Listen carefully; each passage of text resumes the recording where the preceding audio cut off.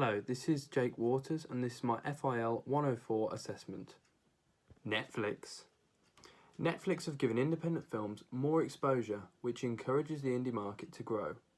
This allows greater opportunity for originally creative artists to enter the market. The audience therefore has a more diverse catalogue of films on the biggest streaming platform for the film industry. The new upcoming talent are able to introduce themselves as indie filmmakers up against the formulaic Hollywood approach. Their categorization of films, especially critically acclaimed, introduces less discrimination towards indie films. For example, Chris Holmand and Justin Wyatt write in contemporary American independent film that Scorsese's Gangs of New York is an independent.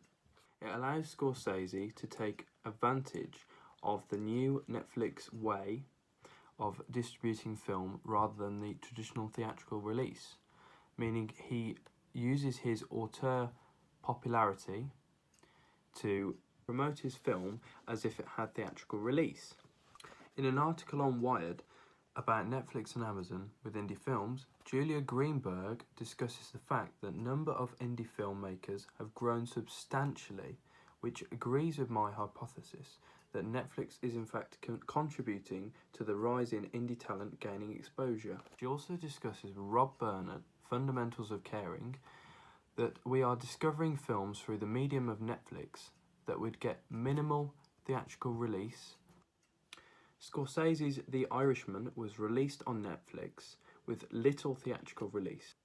Could home screenings become the future? The film seems to be a combination of indie and Hollywood making. Scorsese seems to have the ultimate use of the platform as he is widely regarded as an auteur. The marketing for the film was Scorsese's latest film.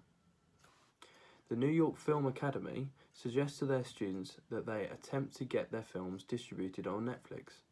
Sarah E.S. Sinwell also quotes Steve Swayze, the VP of Netflix, that their criteria for distributing the selected indie films relies on cue demand, critical appeal, sizable audience appeal, buzz, and film festival premieres. In 2009, Netflix partnered with the non-profit arts organisation Film Independent to fund the Netflix Find Your Voice filmmaking competition. Surdeep Sarma comments that Netflix made higher offers than theatrical distributors. Filmmakers sometimes accepted less money and more traditional theatrical release deals, which supports the argument that, like The Irishman, filmmakers using the platforms are making more money through online streaming releases over the original distribution format of cinemas. She also describes an interviewed filmmaker's response as his audience for his film as people who would pay money to see it in a theatre. This shows a diversity in filmmakers, as in this instance, certain directors would prefer the original distribution format of theatrical as it would suit their film better. In an article written by Sean K. Curtin on Screen Rant, describes Netflix as a breeding ground for independent film, and that it has evolved from a simple streaming service to a powerhouse in indie movie distribution.